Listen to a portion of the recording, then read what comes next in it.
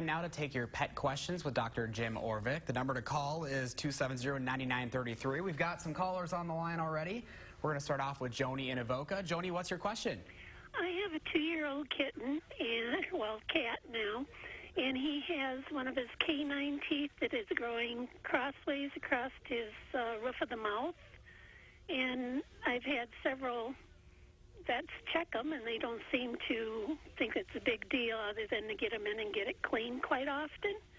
But I'm wondering if it should be removed or just leave it as is. Depends exactly where it is. If other veterinarians have looked at it and they're not concerned, it's probably not too bad. But it could be removed and the cat would not miss it. So without seeing it, I can't say too much more than that. All right, thank you, Joni. Next up, we've got Cheryl in Cross Plains. Cheryl, what's your question? I feed feral cats outside, and I'd like to know what the best cat food would be to feed them so that they can maintain a healthy lifestyle.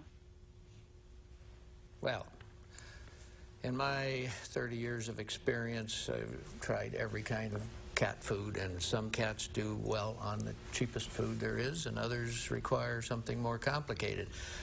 Cats are pure carnivores. Anything with more meat in it is a better food for a cat.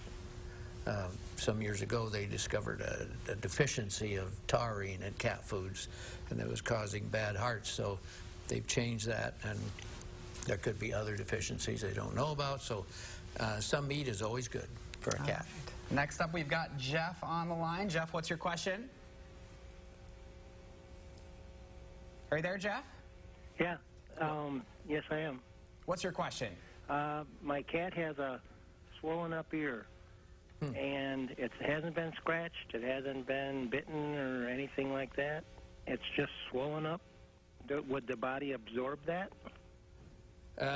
If it is what I think it might be, what happens with dog and cat ears sometimes is they break a blood vessel between the skin and the cartilage, and the ear flap will swell up like a balloon.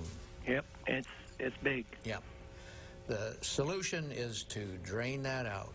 It has to be drained, and usually we drain it out and then suture the two halves back together so it can't refill. And then it'll be fine. If you don't do anything, it'll end up a little wrinkly, but it'll still function. It just won't be pretty. All right, I think we've got time for one more call. We've got Betty in Beloit. Betty, what's your question? Yes, my question is in regards to my dog.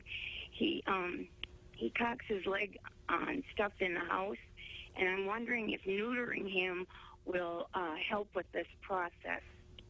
He marks territory in the house, is that it? What does he do? Betty, what does your dog do? He cocks his leg on the furniture. Okay. If he's not neutered, it's definitely a thing to do, because marking territory is pretty standard in unneutered males. All right, well, thank you all for your questions today. And Dr. Orvick, as always, thanks for coming in, and you'll answer all of the remaining calls in the newsroom. I will be on the phone.